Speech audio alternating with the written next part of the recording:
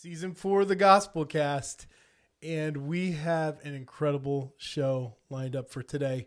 In fact, in my home, I have the distinguished Doctor of Doom. No, just kidding, not Doom.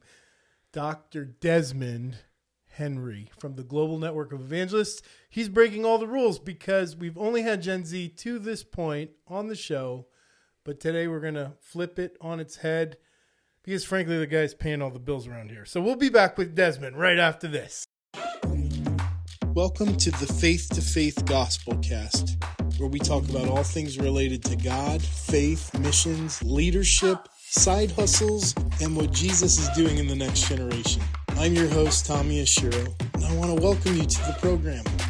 If you like what you hear, hit the subscribe button and come back for a new episode each week. With all that said, let's jump into today's episode. Dr. Desmond Henry, welcome to Connecticut. Not only did I just tripped over your name. Dr. Desmond Henry. Tom the Bomb Miyashiro. Welcome to Connecticut. Driving in today, I can imagine you're pretty jet lagged. What you called it driving? Okay. Was I I pretty slow? Bad? I mean, wow, he's coming in strong. I haven't even started yet. Where have you been in the last couple of weeks? Well, I've been in the USA and spent some time in Phoenix, Arizona. Spent a day in a place called Elko, Nevada. I had to say that intentionally because if I say Nevada, they want to shoot me. Yeah. That's not a thing. And then Portland, Oregon, and then right here in Connecticut. Wow. How in the world do you kind of go in between all these different time zones and not crash hard? Because I think you flew all night to get here, right? Or I did. I think I slept probably 2 hours last night, so I take no responsibility for what I say. Goodness. This is going to be a fun episode. This could be interesting. Is this recorded? Yeah, definitely. So how do you get your body clock to sync up moving in between all these time zones? It's always a challenge. You have to push yourself on these kinds of trips, and so you just have to lean in when you're needed and crash when you crash. That's the way it is. It's long days, long hours, and there's different ways of doing it. Some people try and use apps that adjust their sleeping times, and my problem is I travel so often that which time zone do I adjust to?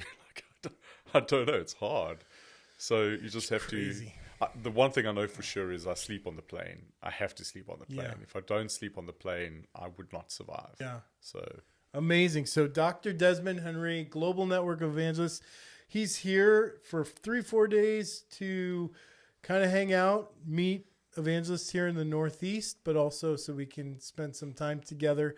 I think what is interesting about being part of G&E is just actually having grown up in the network, faith to faith, and my personal evolution as an evangelist has all happened within the Palau context. Right. So watching you come in and kind of being around the Palau team as long as I have, it was an interesting hire when you hopped into the story in 2018. Is that right? I get that. Yeah, 2018. Yeah. 2018, and you've got a funny accent, a funny look about you. No, I'm just kidding. You look fine. You look fine, but definitely a funny accent. That is true. And Palau team has had a history of like turnover, different guys coming through, rolling through. So I'm not going to say that there were any secret wagers for how long you'd last, but it was like, who's the new guy? What's he all about? What's he going to do? And frankly, as Luis got older, there was a period of time where the network wasn't that active and growing. So there was a lot of us who've been around a long time that were wondering, does Global Network have anything to offer us at all? Right. So I want to kind of like start this conversation, kind of go into the beginning and kind of just finding out how you ended up, because you're from South Africa, right? That's where that accent's born and bred in South Africa. Okay, so like how do you end up the Queen's English? I don't know if that's Queen's. Is it? I'm not sure. It's pretty fancy. Sure. Just don't say we're from Australia, please. Yeah, I did. Please. I do think I thought you were Australian or New Zealand. Everyone says that. It's like why? we love Australians except when we don't, and that's most of the time. Mostly because of sport, but Got it. So, and Australians are a little more abrasive, aren't they? A little bit, kind of? You know, Sort of? yeah, I guess so. Yeah. I guess so. Kind of like New Englanders. New Englanders are bit. very abrasive. Yeah. I'm not going to even defend myself on that. All right, so how did you end up being found by the Palau team to join this global network and lead it and interface with an American organization? Like, how did they find you? I have no idea. Really? No, I'm just kidding. Oh, okay. I'm just kidding. I was like, wow. You applied randomly and they're like, yeah, let's get this guy. This random guy. And yeah, I mean, of course, like I was wondering, is this something that I want for my life as well in many ways? But going back, you were one of the first of the older generation. Let's take it easy on the older part. That I got to meet with. And in actual fact, you got me to come in and I spoke at one of your staff meetings during COVID season, did devotions, and you bought me a book. That's right. And you tried to get it to me in South Africa. It was a disaster. Yeah, did it ever arrive? Never arrived. But I left one for you in Oregon, too. That is right. So I have it, a book by David Jones on Mission to London back in the day. And those are actually quite hard to come by. And that's our early conversations were very helpful to me, and I really appreciated that. But I did realize, way back when I started, that certainly there was this element of, well, who is this random guy, literally random guy from South Africa? Because people on the team were asking that same thing. Right. Couldn't you find someone better, different, etc.? How I came to be in the role that I'm in now, because I come from a higher education background, so I was a provost and missiologist. What is a provost? A provost means that I was in charge of the running of the seminary, basically. Oh, wow. I don't know that. Jeez. Yeah. So you're very impressed with my book stand here then, huh? I'm very impressed. There's a Greek lexicon. There's strong. That's impressive. I mean, I think my Bible teachers would probably be disappointed that this is what I'm using these books for. The sum total of all of your education. So I'm right here. You stack knowledge upon knowledge, and then you put a camera on top. Well, it's working. It's like held up by truth. So that's exactly right. There we go. Well, you have an attention span of a fly. Okay, coming back to your actual question. So how did I get connected with Palau? So I was on sabbatical, and a good friend of mine, Dr. Ed Stetzer, who at that time was the executive director of the Billy Graham Center at Wheaton College, and invited me to come and speak at a conference called Amplify. Oh. So Amplify was actually started by a mutual friend of ours, Micah Fries, who worked for Ed at Lifeway Research when he was the VP at Lifeway. And he started Amplify Conference in Evangelism. And I went across and I spoke in a breakout and had a handful of people coming.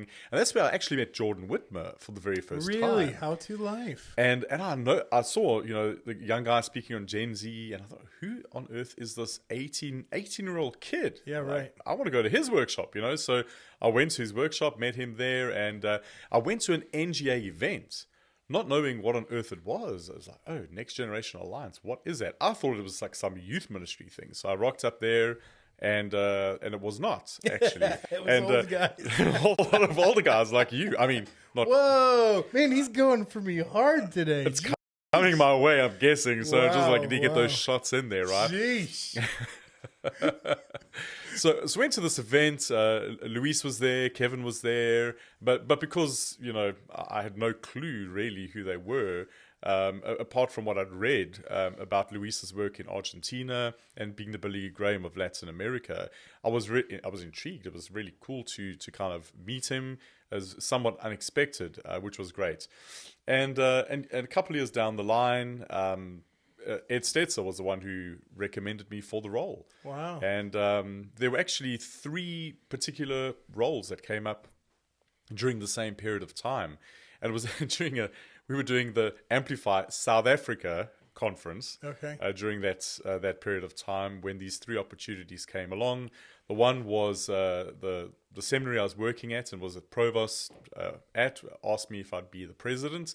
Whoa, which was interesting. And it wasn't something that I never saw myself in that role at all. So in my mind, it was easy to dismiss it.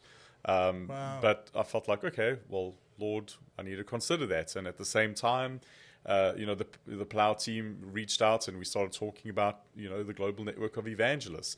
And at the same time, I was in conversation with the church in Stuttgart in Germany, an International Baptist church, about a role there. And I remember coming home and just saying to my wife, oh my goodness, like literally these are 3 opportunities that the Lord has brought our way.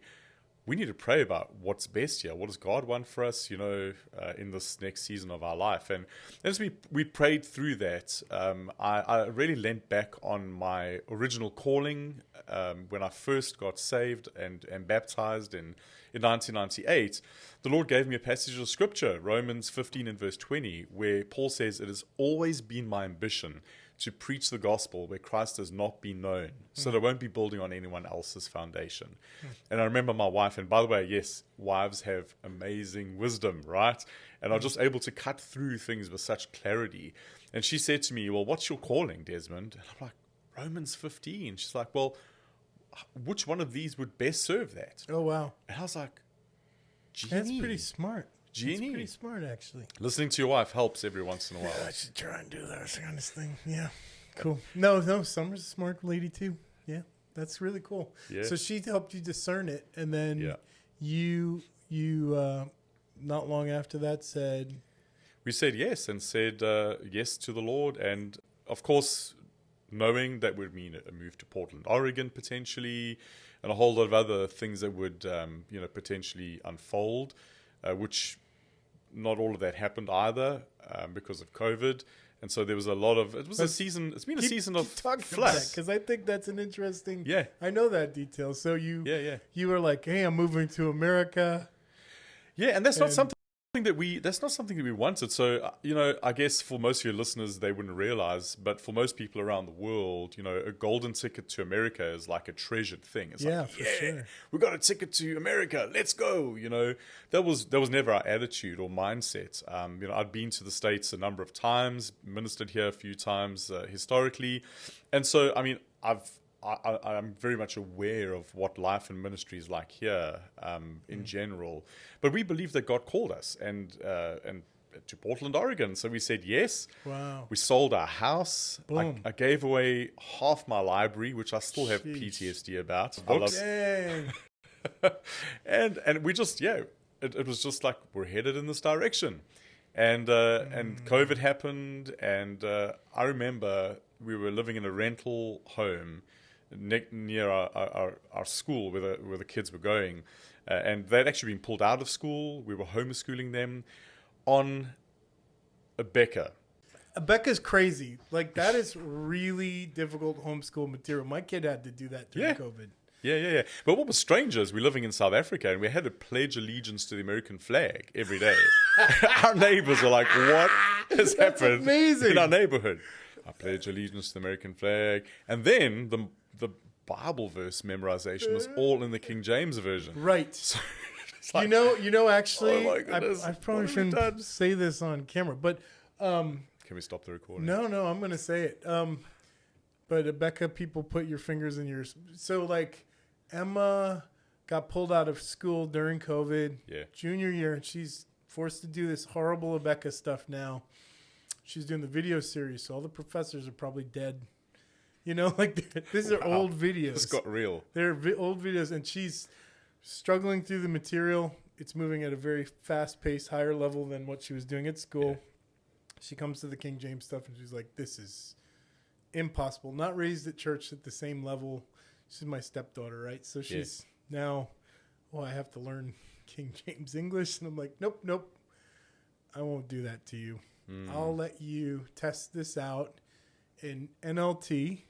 But then when I turn this in, you're going to recreate this in King James and do the same amount of errors. And then I'll grade with the same amount of errors and turn in the King James. So we kind of...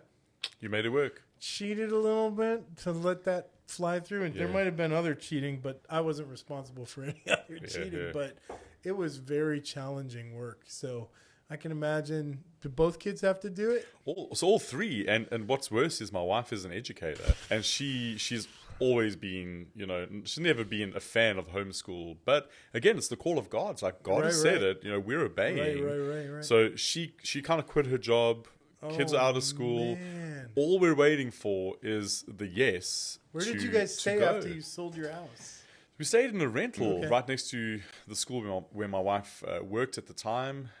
So, and again, we're just waiting for this time to head to the United States, and we're purging, getting rid of our stuff. And what I remember very clearly was my wife was like, okay, we need to get rid of the dogs now. That's like the last thing that we need to get rid of. And I suddenly felt, I'm not like, should I tell her?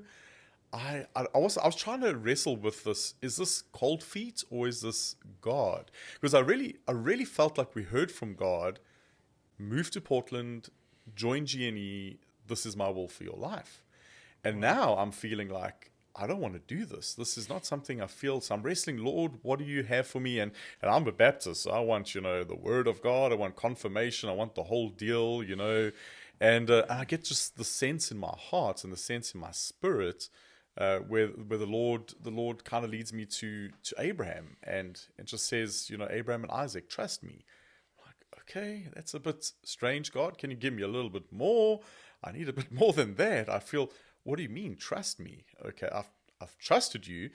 Anyway, so I'm not quite sure how to say this to my wife, and so eventually, buck up the courage. She's trying to give the dogs away and saying, well, hey, honey, maybe you should hold off on giving the dogs away. I'm kind of feeling this way, and I'm not sure. And she's like, oh, thank goodness. I feel this way too. And I just feel like we need to stay in South Africa. Wow. Like, wow, okay.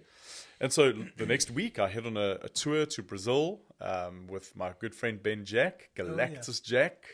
Cool. And we're in Brazil, and we're teaching and preaching, and we're in this old Methodist cathedral. I think it's in a town called Londrina, and it's packed out with young people. It's unbelievable. 150 plus year old cathedral. Wow. Packed out with young people, and I'm preaching that night. Wow.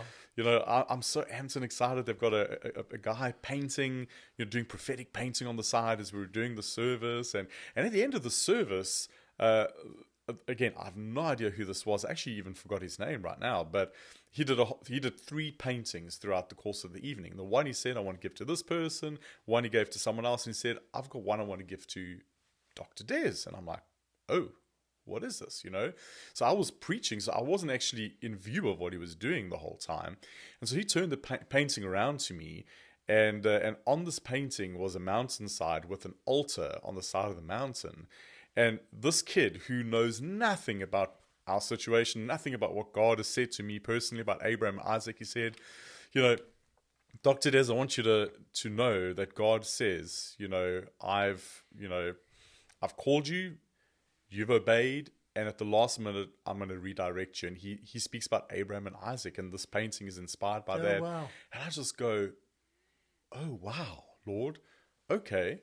So there's the other bit of confirmation that we've kind of been searching through. But the next step was, this was part of the deal. My boss obviously wanted me in Portland, Oregon for a reason. So I went to meet with Kevin Palau, and we spoke through some of these things. And I just thought, if this is of God, Kevin will say yes. The team would confirm that. And they did. And the rest is history. So was Global Network international director role, was that always part of like the, Palau used to call this the cabinet? Was that always a cabinet role? In the sense that you were jumping into executive leadership with the rest of the gang? Correct, yes. It was like that from the beginning, one. I think, yeah. That's crazy. So they're going to let you join the cabinet, or what do they call it now, lead team or something? Lead team, yeah, the lead team. You join in the lead team now, and you're going to live on the other side of the world. Correct. Wow. But I think that's also been part of what God has shaped within Palau too in these days, where a lot of our leaders are living outside of Portland in some ways. Sure, but at that point that's not historic. What was happening. Yeah. It was not what was happening. In fact, one of the guys in NGA, so G&E got a rebrand. It used to be called Luis Palau's Next Generation Alliance. Correct. That's what I came up in. Mm-hmm. You joined the team. Now it's going to be called Global Network of Evangelists, and there was maybe even a 6-month run-in where the name changed before you even got here. or before we even knew you were in charge, you know? And I'm thinking about really just being grumpy about the name change because I just printed this really expensive banner that had the Faith to Faith logo and the Next Generation logo on it. And now that's been scrapped and going, daggone it. I just spent a whole bunch of money on this. Oh, they keep changing the logo and the name. This is crazy. But also people also move through and turnover, especially in the NGA, GNE department. There was a lot of turnover. And one guy who wasn't that high up the totem pole, but there was only a few GNE staff back then, wanted to work remotely, and Kevin was like, no way, Jose. And that was his end. You know, as long as you're in Portland, you can be on the team, but the minute you go, you're out. So he left and thought that Kevin was going to let him work remotely, and then didn't happen. Right. So that was his departure because he'd already sold his house and already planned the move, and it went the opposite way of you, where taking all the steps, maybe the whole point is he didn't get a painting. There we go. The painting was the key. Kevin would have said yes. So it's really interesting because that sort of signaled that, no, we want the Palau team to come together, to be close to home. But then COVID shuts everything down and changes the directive. Yeah. And I do remember seeing you for the first time. There was a conference called, I think it was Connect. 2018, Luis was still alive. Mm-hmm.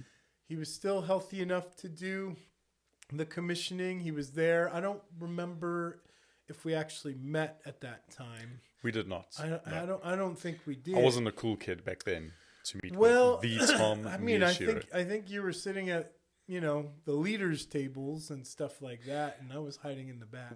When Kevin was introducing me as a director, I kind of was already upstairs in my room. I'd fallen asleep. So that was before I learned how to deal with the jet lag. Oh. So they didn't tell me they were going to introduce me to the group, and I pushed through the whole day, and I thought, I'll skip the last half an hour of this thing and go and sleep. And that was when he was planning to announce, hey, can Desmond please stand up, Desmond? And I was gone, apparently. Man. Great introduction, right? Great. I don't remember that happening, but I also don't remember engaging that much either. At that point in time, conferences had become a place that we go to hang out with our buddies. Yeah. We're not really trying to come to learn at these things. We're trying to hang out. So I remember hanging out. And for all of you young people watching it, this is the introduction of where Alex Hunter makes his first appearance on behalf of Pulse. He was at that conference with Bryant Underwood. Yeah. So we're sitting in the back, Bryant, Alex, and I goofing off while the adults are doing big boy stuff, But I do remember learning, okay, Desmond's the new guy. What does the new guy mean? The book from David Jones. David Jones was the previous director. Mm-hmm. So it was like, hey, before you come in here and make changes, read about the guy who shoes you're taking, Yeah. And it wasn't meant to be a slight. It was just like, hey, there's a lot of history here. And just to say, I really appreciated that call with you. I was so thankful that you were willing to sit with me and explain your story, because that's when I heard about your story. And that was the first time that I'd actually met someone who was within the network, whose life and ministry had been so shaped by the 100%. Network itself. Yeah. And I was deeply encouraged. I was blown away by that, because I thought, man, you're the why, Oh, wow.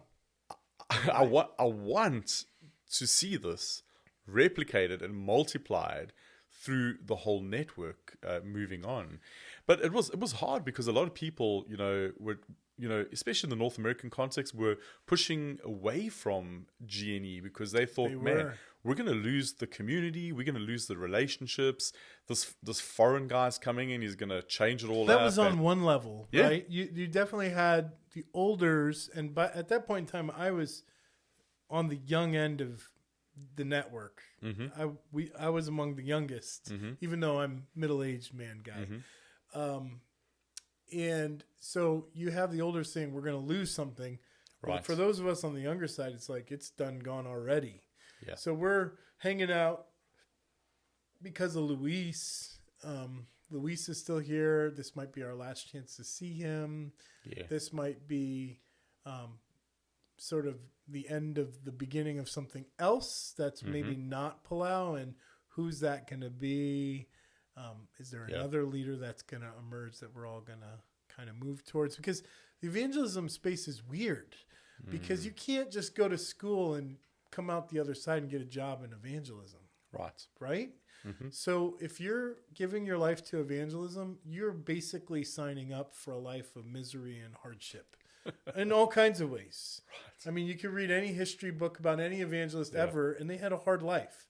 Wives dying, multiple wives dying, sicknesses, all kinds of hardships, just being on the front lines. I mean, maybe even forfeiting your life to get the gospel to the new place, right? Right, yeah. So you are kind of doing reverse missionary thing where you're like moving towards the hub of all this stuff. Yeah. And you're coming in and you've got two levels of resistance to deal with. You've got the olders who don't want anything to change and the youngers who are like, this thing hasn't changed and I'm out. Yeah. So you walked into kind of a big fat mess. And I'm like going, well, whatever the future holds, in my head, the whole Palau team is kind of heroes of the faith. Yeah. Like the good ones and the bad ones. Maybe the bad ones are like graphic novel superheroes where they're a little bit dark. Yeah. But they're still good guys in there or did some good things before they went dark, or something like that. But it's like, man, this cast of characters who helped shape me seeing a pathway to be in this world of evangelism. Like all this is being shaken up and changing. So Desmond, if he's going to have any kind of fighting chance, he needs to know what he's walking into. Yeah. And he needs to be able to kind of respect it on that level, but also understand there's big problems here. Yeah. And I just wonder how you mentally processed, because you had to see these two trains coming at you. And realizing that, oh, here's the cool new job. Fix the problem. Well, yeah, I mean, so day one of my work at Palau, I arrive in Portland, Oregon. I'm sitting in the foyer of the hotel having some coffee. And some of the evangelists and some of our staff team are sitting at the table next to me. And they have never met me. They don't know who I am. Yeah. They just know my name. And they were having a conversation about me. And that was really awkward. That was really bad. Well, without throwing anybody under the bus, let's get some more tea here. Like, what kinds of things were they saying? Well, I mean, firstly, just like asking a question, like, where on earth did they find this random guy? Yeah, right. He's not even in evangelism. He's a missiologist. It's like, what is that? Here's the thing, I think too, that I think evangelists have not always gelled well with missional ecclesiology and those kinds of things. So it was interesting, and then of course it was just, what value is he going to have? I mean, exactly what you're saying, the sentiment, like, I think the era is over in many ways. And I remember sitting at the coffee shop going, I need to get into this conversation and introduce myself before this goes too far south. And I did. I jumped in. And there was a level of awkwardness because they were wondering, did he hear what we were saying or not? And the challenge was, after that, I had to be very humble and open-minded about those very same people who I want to in the future collaborate with. Yeah. Because I can't hold that against them. Right. And so it was very, very challenging. And on that first day, I remember sitting there thinking to myself, what on earth have I walked into here? What have I done? Can I text the chairman of the board? I'll accept the post at the seminary as president. It's still... Yeah. And actually they did. They offered the role to me again 3 months in. The chairman came. It was actually on Must be nice to be wanted. On our twins' birthday party, he texted me, he said, I need to see you now. 1st of November. I'd started literally the month before. He came to our home on our kid's birthday party and said, we really want you to reconsider your decision. We really want you to come. And a part of me was like, oh, maybe I should. I don't know. But I didn't, because I really felt like this is, again, what God is calling me to. Yeah. And, working in the seminary and denominational environment, you just learn the art of survival and understanding how people work and understanding what motivates them, what wires them. You understand that there's rich history here, which you have to deal with. You can't just walk in and expect everyone to be on the same page, It just doesn't work like that. No, for sure. And Palau is a very big team. Yeah. How many team members does Palau have nowadays? Do you know? Man, that's a great question. I think with our contractors, probably about 100 or so. And for the work that we do, we're actually a very small team, to be honest. The kind of stuff that we get to do is amazing around the world for the size of our team. Yeah, for sure. I thought it was bigger than that. Is it already that time? All right, we're going to have to take a break. More of Desmond's face right after this. Hey, my name is Desmond Henry, and it's a joy to serve as the director of the Global Network of Evangelists. At GNE, we're all about creating communities of evangelists that are committed to completing the Great Commission together. And we're inviting you to be a part of one of the incredible collaborative opportunities in 2026. Sign up on evangelist.global/BGNE and be a part of what God is doing around the world. So this is really interesting stuff for me. I don't know if our viewers, listeners are going to find it as interesting as I do. Probably will, because I don't think most people on the outside of evangelism, like people who are just normal Bible-believing people who go to church even think about the world of evangelism very often. So just the behind the scenes of how all this mechanic stuff works is probably like really weird, kind of foreign. But even for those of us who are in it, getting a glimpse of how it even begins to work is very, very, very intriguing. So we're talking about you maybe even having some insecure moments here, taking the reins, hearing about the naysayers or even the people who have deep questions about how you're going to take charge of this thing. What does Desmond do first? Like, how do you take control of the chaos and go, right, I'm here to lead. I'm definitely going to double down and take this job. What's step one? Step one is understanding. Understand the context deeply. Okay. And so learn as much as you can, read as much as you can, meet with people as much as you can, understand what you're looking at. What is the nature of the beast? And so that's what I focused on, like what are we facing? But what were you reading though? What is there to read? Oh, the archives at LPA, you went some of the history. You went to the historical stuff. Absolutely. Like, really? Who are the role players? How did this really start? So did you actually read the book I bought you? Oh, absolutely. Really? Yeah. There's only a handful of people who bought and read that book. Yeah. Me being one of them, when I was trying to figure out how the heck Palau team takes a city. Yeah. Because it doesn't happen by accident, Right. And I'm glad I started there because the reality was it wasn't long after I started that COVID hit. Right. I just had started off understanding some of the history and the nuances of how this had had come to pass, and suddenly we're in COVID. Right. And everything Shut that I down. knew was completely reversed. And so during COVID it was the case of pivot. But pivot to what? Pivot to how? Like, what are we going to do? How are we going to do this? How on earth am I going to build relationship with people and credibility if I can't get in front of people? And so that was, I thought, would have been our greatest challenge. But in some way, it landed up being one of our greatest blessings as well. But it was those times were very challenging for me. I think personally, as a leader coming into the organization. Sure. It was very hard to run things remotely when a lot of our team was in Portland.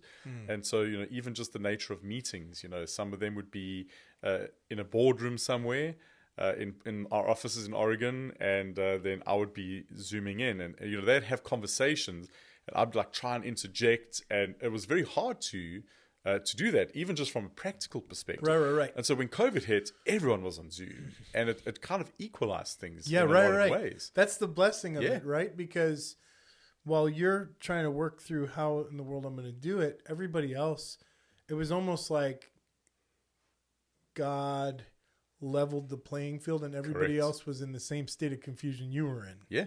So because we're all disoriented, imagine if it didn't happen, it might have gone like nosedive in the other direction. You never know. Yeah. I'm not saying it would have, but I'm just saying like maybe there would have been too much culture to fight through, and you would have found that, man, this organization's dug its heels in the wrong things, and I can't work with this, you know, and I've moved my family, and now my kids are maybe misbehaving because they don't like the change. It's too big of a change. Yeah. So God is sovereign and all that, and he can see the end from the beginning and levels it out. So praise God, it went the way it did, I guess. Yeah. But okay, so you building relationships, how do you even identify who the playmakers are and who you should spend time with and who you shouldn't spend time with, for that matter, right? Because there was probably people you didn't want to shouldn't spend time with. That was hard. I mean, I had a lot of calls with a lot of people. All Zoom stuff, right? And it was all Zoom. So it was easy in a sense, but for me, remember, you know, I'm in a time zone that is 6 to 10 hours ahead of North America. Yep. So a lot of the time I spent during COVID was, you know, in the evenings working with people, trying to make sense of it, build relationship and those kinds of things. So it wasn't easy in those early days, but in some senses, I somehow in the midst of it, like got on the call, you know, with good people who were able to, you know, express themselves well. And a lot of people were very honest. Some people emailed me back and said, listen, we've checked out. I mean, we've checked out. God bless you. You know, we're out of here. You know, even some in the closer circle who that I'd been told were close collaborators with our network. They just tell me straight out, we're just not interested. Yeah, we're just not interested. I mean, I'll be perfectly honest. Like I was hanging in the balance for a long time. No, I can believe that. Yeah, it was tough. It was tough, and it was tough because I think at some point the network got put into a holding pattern, but it never came out of the holding pattern for an extended period of time. So we're just holding and holding, wait for it. Yeah. The Bible says hope deferred makes the heart sick, you know? And so you coming in, even my moves towards you and like thinking, okay, well, let's put all the cards on the table, but let's also like open up and see if something good is coming out of this, you know? And it was very surprising. Like you continue to surprise me, and okay, I guess I've been around for a while now, and I guess that's why it's surprising, because you sort of see patterns and how things work, and then you kind of fall into line and work with what exists, and you have blown up many of the pattern structures that some of us have built things upon. That can be devastating, but it can also like the logo and the banner. That's where it starts. But within that, an opportunity that all things can be made new. Yeah. Right. So step one, build relationships. What's step two? What's the second thing? Well, I mean, I think at this juncture, I think there are probably sort of three things I could say, which would be helpful to people in ministry in general listening, but certainly to evangelists. Number one, change is a reality we all have to deal with in ministry all the time. And we live in a world of what I would call discontinuous change. So it's like never ending, and it's escalating. It's getting, you know, faster and faster and faster. And so the rate of change almost exceeds our capacity to keep up with that change. Right. And so that was COVID for us. So it's like learn, understand, but then the rate of change exceeds our capacity to really imagine. But what happened for us was, you know, we just focused in on the second thing I'd say is contextualizing the network. So we changed over from NGA into GNE. What is GNE? How do I explain what it is, you know? When all it is Zoom calls basically right now, you know? And so we had to really try and make it understandable to people. What is the network? And so we focused very much in my first year on consolidating what we were actually saying, because a lot of people don't realize that we actually had NGA that was existing, which was at first supposed to be the North American network, and then GNE was supposed to be the global network, so everything outside of the US. I didn't even know that. So we had even internally, our team had conflicting challenges. Interesting. And so we had a director of NGA, and then I was the director of I GNE. didn't even know that. Interesting. It was so we had to literally align that and then contextualize this, message it so people understood what it is that we're offering. Interesting. We had to take 20 years of history and try and reimagine what the next 30 years was going to look like, right? And so, that led us to the third thing, what is it that we need to contend for within the network? And early on, I decided that we were going to contend for what matters most, and that's the mission of God, why we're here.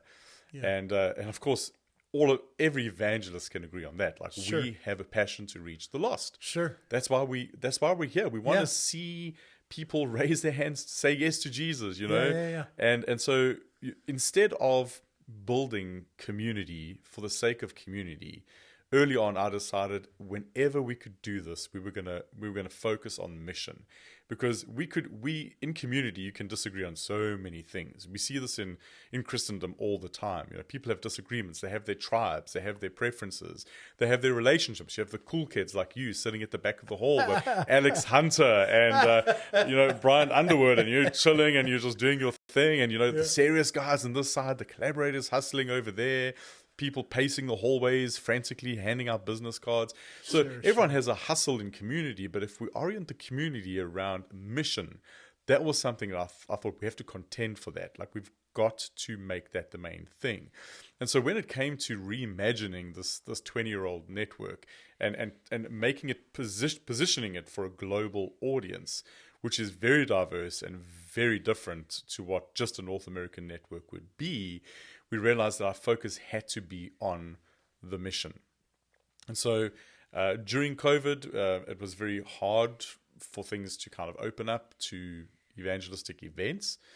In fact, our very first event as Palau after COVID was in Space Coast in Florida. Oh, yeah, I was there. Yeah, it was summer, actually. You were there. That, yeah, so that was great. You were there? I was not there because the US was not open to South Africans during COVID. Yep. Actually, we're not very welcome in the rest of the world. But in Africa, things had opened up because COVID had not spread as much as what was thought. And so Andrew Palau did a campaign in Malawi. And I said, okay, well, let's try and do something GNE related in Malawi. And because I'd read the history, I had a knowledge of what collaborative mission looked like in the past. I see. And so, had conversations with some of the role players. Let's define that real quick, because people listening, and I think I can do it in one sentence. Yeah. Basically, collaborative mission for Palau meant that Luis would go to the capital city and do something massive. And then simultaneously, you'd have some mission directors going to the smaller cities surrounding the capital and cultivating those into sort of smaller planets hovering around the bigger planet and doing smaller festivals in those smaller cities. So that's kind of that in a nutshell, I would say. Yeah, absolutely. Right? And so we went into Malawi having some context of the history, but then trying to figure out, well, what do we do? How do we engage this? And so basically, I led the charge. The international team wasn't really able to come and join. And even within the team of GNE and NGA back then, our staff team really felt like collaboration was us setting others up to collaborate together with each other, which is a valid form of collaboration. And so in the early days, even some of the staff we have now were against the model of collaboration that we have right now. Wow. Yeah. They just did not believe that we should be, as a staff team, doing the church engagement, where we should be going around and doing training. We were supposed to set it up so that others would go and do that. And I felt like, again, we had to contend for that mission, because if we're not in control of some of the outcomes that we could, control ourselves, we would never be guaranteed success. Right. And so we had to guarantee success, because we quite frankly needed to create a model that was scalable, sustainable, and that hadn't been done to this extent before. And so Malawi was that first time where we attempted to do a collaborative effort. It was a little clunky. We weren't sure what we were really doing, to be honest. Did you direct that thing? I did, the whole thing. You directed it. Wow. So your first G&E thing was directing a festival. Yeah. How many people turned up at that thing? It was interesting. So, I mean, how it all started was I just got to show some pictures of this thing. Yeah. Yeah. Write that down. We'll get that to you. Yeah. I got in a car, and I just drove around the whole of Malawi, and How big of a country is it? I mean, it's not massive, but I mean, it's just because of the nature of the roads and transportation. Yeah. I mean, I spent 2 days just driving around, meeting with people, meeting with leaders, trying to figure out where do we go? Where is there traction? What needs to happen here? And I remember the one particular city that we were told to go to. I can't recall the name of it this moment, but I went and I met with the leaders there, and it just felt like, man, they have a lot of stuff that comes to this place. They had an evangelist then, an evangelist another time, and it's like, wow, why would I want to come here? It seems like they're okay. And so I just said, well, Lord, I need you to guide me and help me out. I don't know what we're going to do. I don't think this is the right place. And of course, being a missiologist, being at a seminary, I've taken hundreds of people on short-term mission trips. I'm not inexperienced when it comes to missions and practice. I've just never done a festival before. Right, I was going to ask that question. Never. This is my first time. So did they give you the playbook, or how did you even? Well, not really, because wow, not at all, because this G&E had not done this before. Our staff team was convinced that this is not something that we need to be doing. Wow. Because we set up others, they do it, and we cheer from the side. Right. What I was saying was we need to make sure that the committees are in place. We need to make sure the training happens. We need to make sure that the production and the stage is of a certain quality. Because if we're going to own this together, everyone needs to bring the best part. I'm going to tip my hat at previous team members, because my first mission that I directed back in 2003 or 2000. No, that's later. 2006 was in Poland, believe it or not. Wow. And Luis would end up Luis and Andrew, I think both of them ended up preaching in Warsaw, but I was assigned the city of Łódź, and I went there as Brad Butcher's mission director. Nice. And in those days, Nigel Gordon was the UK director, and Nigel went and set up all the cities, all of them.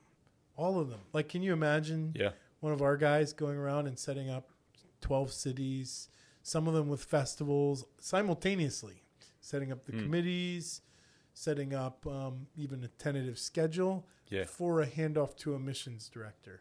So when I came in I think I was 22 years old, I was handed a schedule. The first thing I did was walk into a pastor's committee where Nigel transferred leadership to me in that meeting and said, this is the guy who's going to take you home. See you later. And he also walked me into pizza parlors and venues, event venues, and showed me how to, well, he didn't show me how to make a deal. He'd say, what would you do in this moment? And then he'd go, okay, looks good. You got it, young man. Go for it. So Palau team, even though there was like some tension in how do you do this thing, there was definitely some coaching from the Palau team to younger ministry leaders on how we do this job and some form of a handoff. So it's not completely foreign for G&E to do this kind of activity, but it had been lost in the annals of time for sure. Oh, absolutely. And I think that going back to that holding pattern again, there was a season when it just didn't happen. Right. So we go for it, and the campaign was a phenomenal success. Thousands. I mean, the town that we actually landed up going to was phenomenal. The city of Balaka, and I remember it very clearly because it actually it kind of comes from the word Baruch in the Hebrew, which means blessing. Really? And so it's a town that means blessing, but a large portion of this town are Muslim. Whoa. And so Whoa. I really felt like God led us there. Wow. And how I really led into that was I met with I just pulled up to a church, and I walked in and I said, "Hey, my name is Desmond, and I'm here to just investigate what this community is like, ask you some questions. Would you be open to a conversation?" This pastor was like, "Yes, but this is strange." And he had a conversation with me, and I learned about the community. And then he phoned another pastor, and I met with that pastor. And after just randomly showing up, I drove past the stadium. It's kind of how you do it. Yeah. And I thought, well, let me go check the stadium out. It looks pretty cool. And so I go into the stadium, the sports field area, and it's wide open. And I walk into the manager's office and I say, "Hey, my name is Desmond and I work for an evangelistic ministry. We want to have a festival here." And the manager looks at me, because it's just within COVID, nothing much is happening. He says, "Well, when do you want to do it?" And points to the calendar, and there's nothing on the calendar. Pick a date. So, "We're going to do it on this date over here." Pick a date. That's amazing. How much is it going to cost? It's like, she's like, $800. You can have this whole place for $800 US dollars. $800. What? So I'm like, put it there. Here's the deposit. Give me a receipt. Let's go. We're doing this. Let's go. So I literally, I love this story. It's amazing. It is amazing. It just came together in an incredible way. And so we did 3 towns in Malawi. The first town was a place called Mulanje. So we did 3 days, 3 days, 3 days. Wow. So we did 3 days in a place called Mulanje, and it was a stadium that was slightly more open. And so I can't remember the exact amount of people, but we had, I think it was over 10,000 people over the 3 days that came to that. So it was a success, but a lot of things we learned there that didn't work so well. Then we went to Luchenza, which is a slightly smaller town, and we did something there. And was it Andrew success. in all these cities? No. Andrew. Okay. So it was Reed Sanders. Okay. Some of the classics, Bob Lenz. Okay. And I mean, we had things. We had a stage collapse. Did you organize Andrews too, though? Or no, I did not. No. So that was a separate team that did Andrews. So they were working on Blantyre, and we were working around in all the different areas. So you were proving the model still could work. Correct. Got it. Correct. Okay. And then we ended off with Balaka, and Balaka just exploded. It was, that really taught me a lesson that I've really implemented within our team now, where we don't just assume that we're going to go to places. We actually have to do the hard work of visiting multiple towns, meeting with multiple leaders, listening, and praying. So important. God, where do you want us to go? Yes. Thinking strategically about populations, about unreached people groups, about all of those kinds of things. And Balaka taught us that, because we had just about as many people rock up to the closing night of Balaka than were at Andrew Palau's opening festival. Whoa! And that was unbelievable to me, because I thought, wow, how could this be? What's going on here, Lord? And we realized, okay, we might be onto something here. Yeah. And I didn't know that about Malawi. I didn't know that you directed something of your own, and you got your chops doing this by full immersion baptism. And that's the only way that I had to do that, to understand what it's going to take. I guess I had more help from Palau than you did in my education of coming into this world. Well, remember that one of the challenges was that I think the vision for GNE and for a global network was very much in the heart of Kevin and one or two key leaders that had thought this through very carefully. But for the rest of the team, both at Palau and within NGA and GNE at that time, we're trying to figure out, what is this? What is it?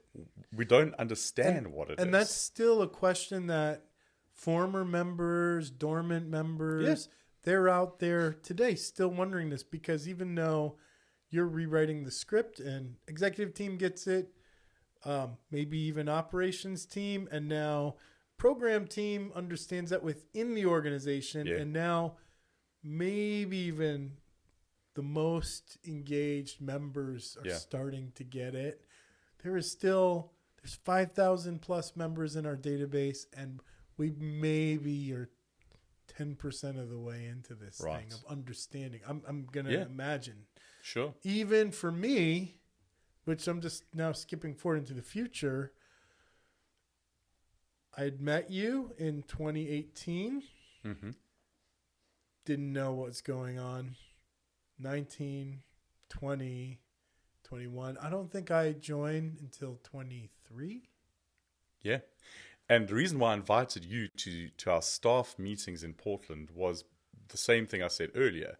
You were the why of the network. Okay, let's not do that in this episode, but we are going to talk about that. Good. We are going to talk about that. Let's come back to Malawi. Yes. Let's talk about like learning the festival process, like just learning outreach. Now, you're a missiologist, which means you study missions academically. Mm-hmm. But I would say that you're probably in a category that's unique academically, because I think all of us in the West would view Africa as a massive mission field. So you're a missiologist who lives in the heart of a mission area, I guess, the way we view it in our American brains. Mm-hmm. So I would imagine that just your whole experience coming up in church, in ministry, felt missional. Or is that just me just kind of fantasizing about how things are in Africa?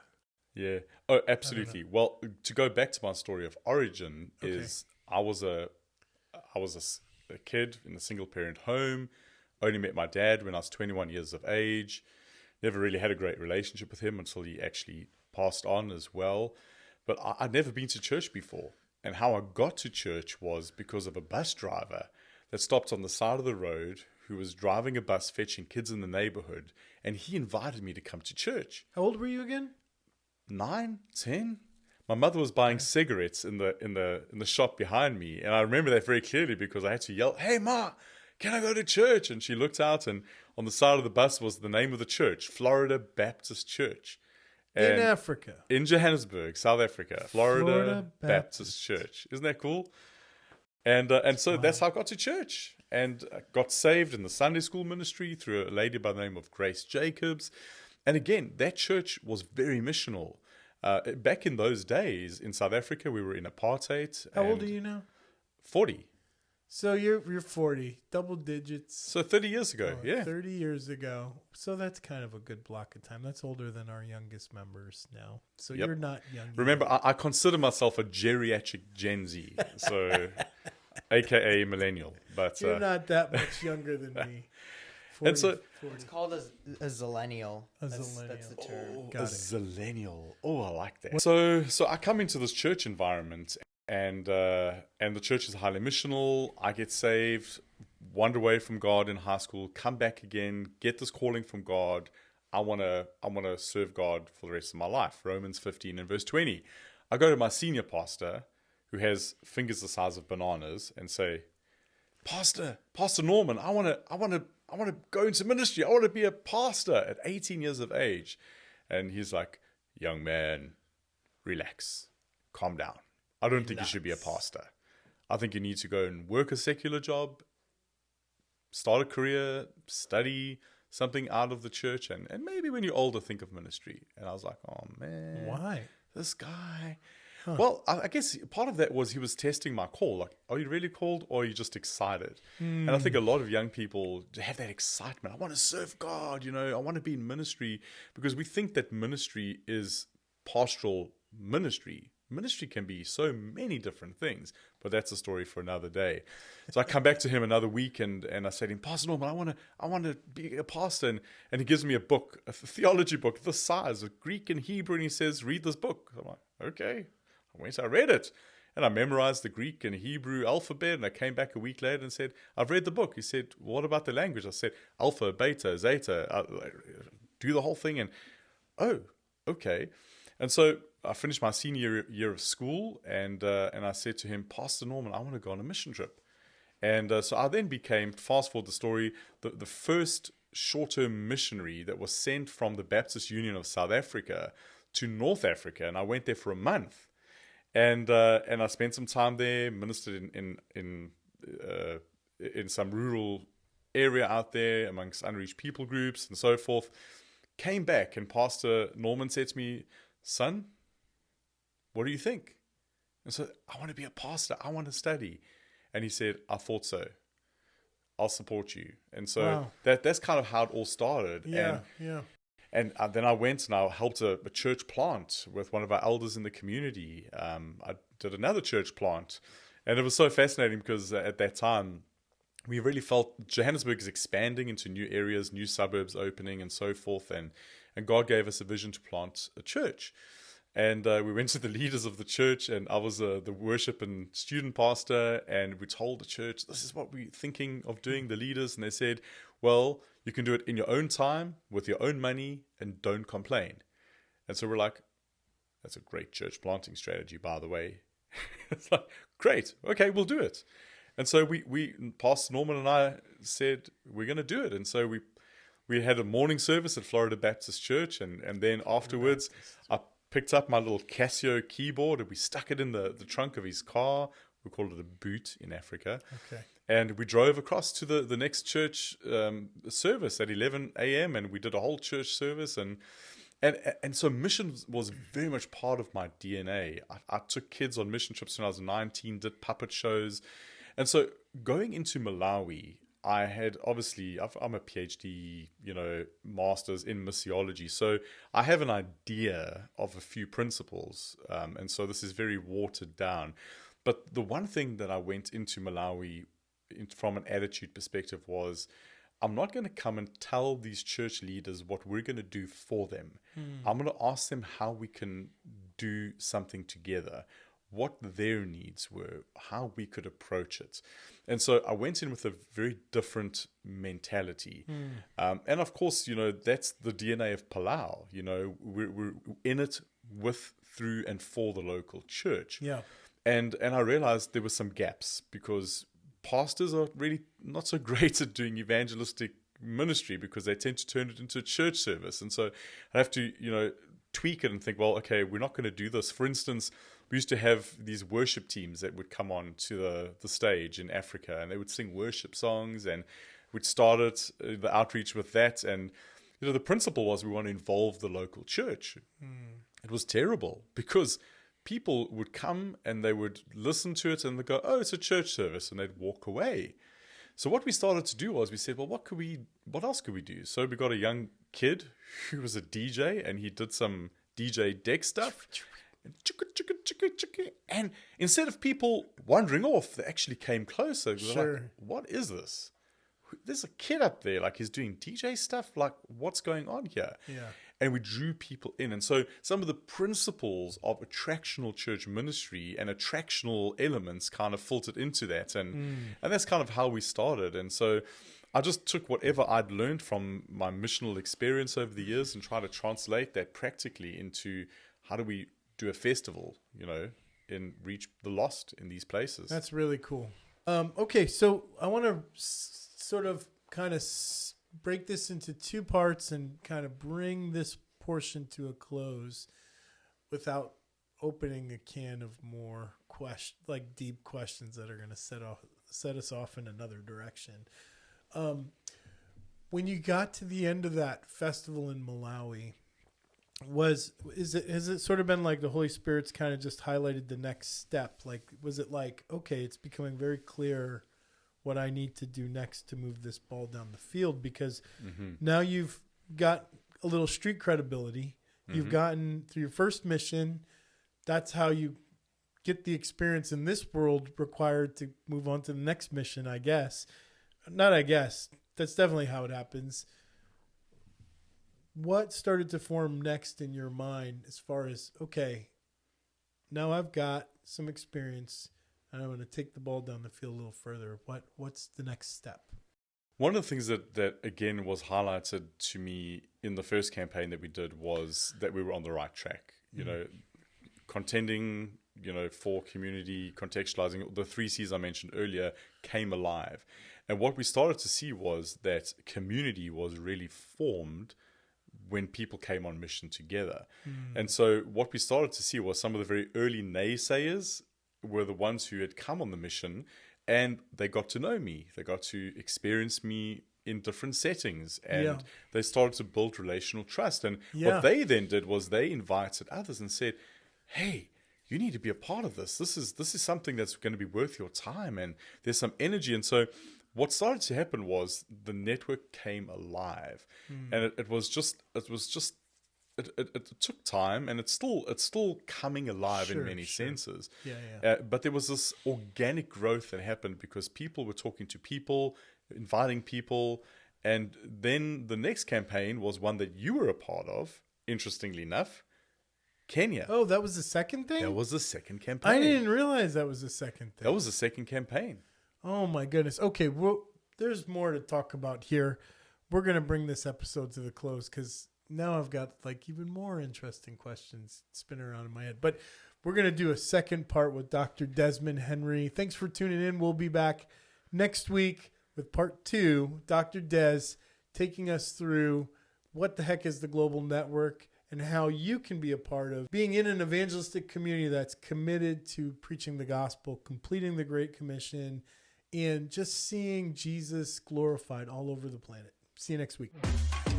Next week on the Gospelcast, tune in to see part 2 of our episode with Desmond Henry. You certainly won't want to miss it.